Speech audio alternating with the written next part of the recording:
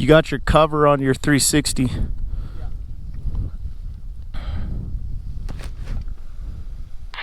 at Mount Miguel, looks like we're right at the inversion, Charles.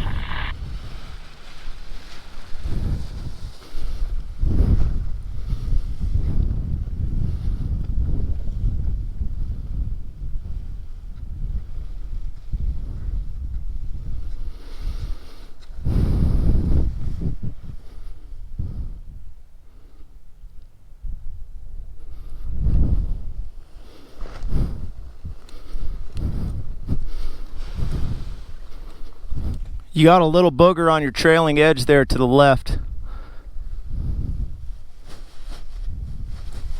There you go. Gone? Yeah, you're good.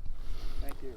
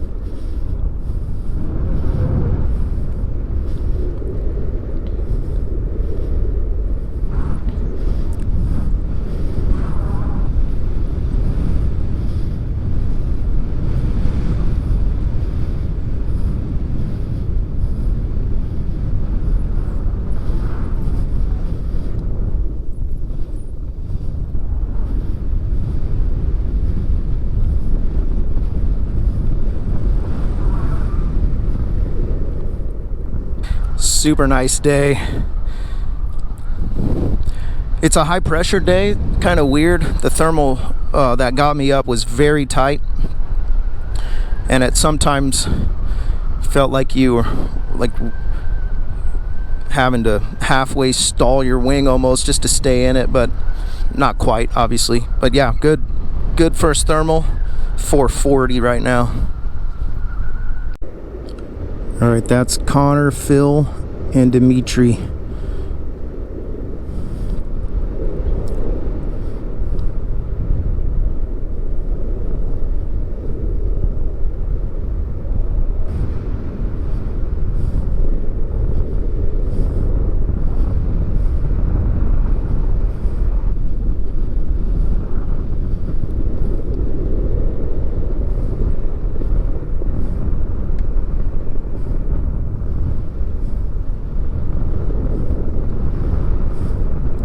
That's a new Photon.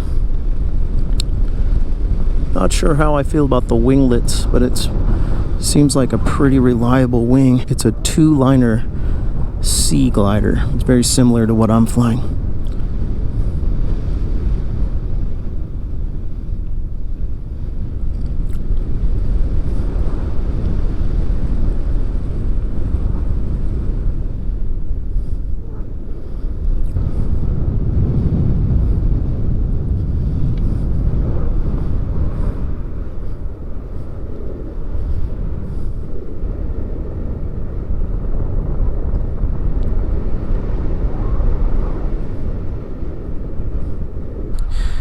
So there's something that I've been thinking about quite a bit.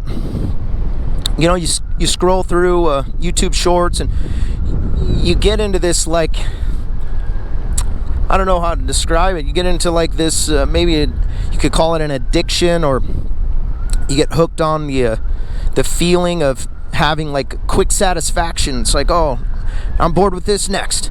You get like 0.2 seconds. Used to be that you would have 9 seconds to keep someone's attention. But now, I mean, it's so fast, and I feel like there's a danger lurking in the shadows, and I'm not sure exactly what it is, but it just can't be good. Like, how much faster does stuff have to be, and how quick we lose attention? I think it's really important to slow down and appreciate stuff every once in a while, and don't forget where you came from. All right, we're going for a second lap. This one I didn't have quite as much altitude, so we'll see how this plays out. The air got a little bit weird over there. Felt like I was in a good thermal, and then all of a sudden it spit me out and started getting all weird.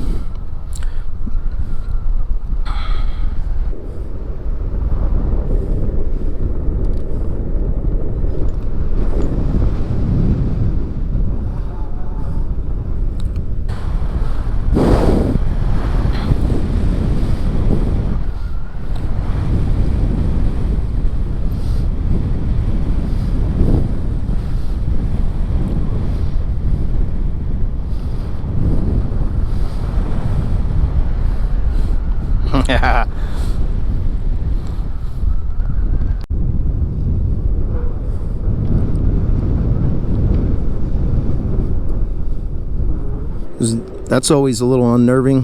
Got a helicopter flying below you. That thing just flew right underneath me. Dear goodness.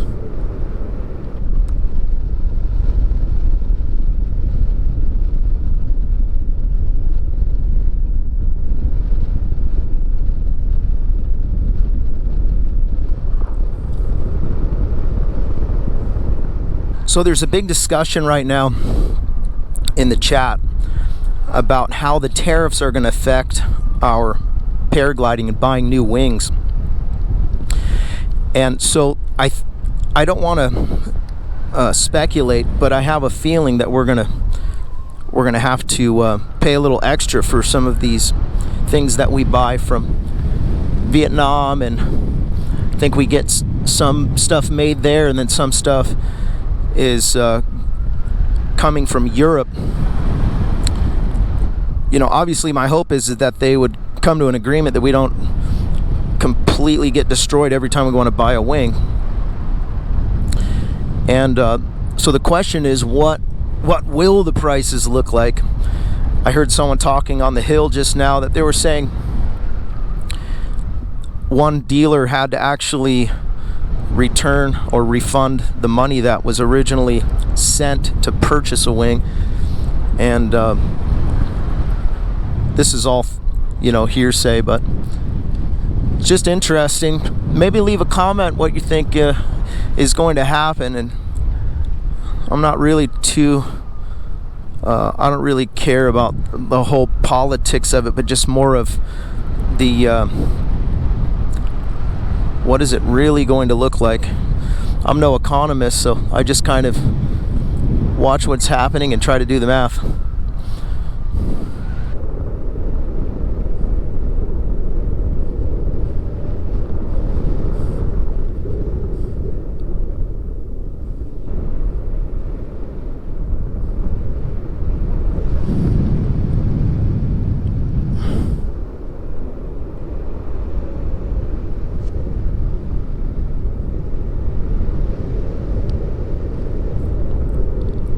A guy named Steve from RTP, Ready to Paramotor.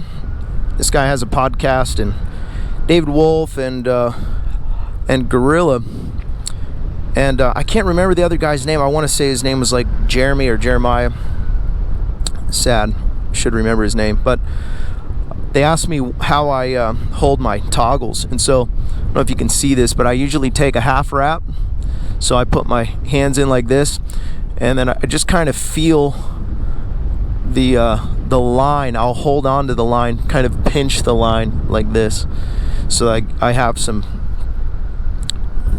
kind of touch with just the line itself.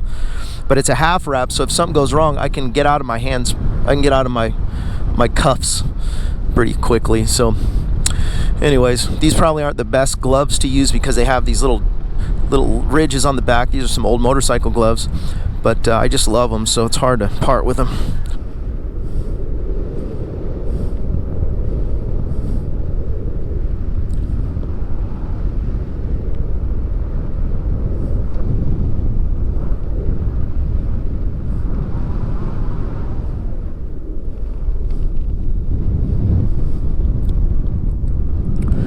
Looks like a little red-tailed hawk. Yeah. So cool. Love when we get close to birds like that. It's so neat.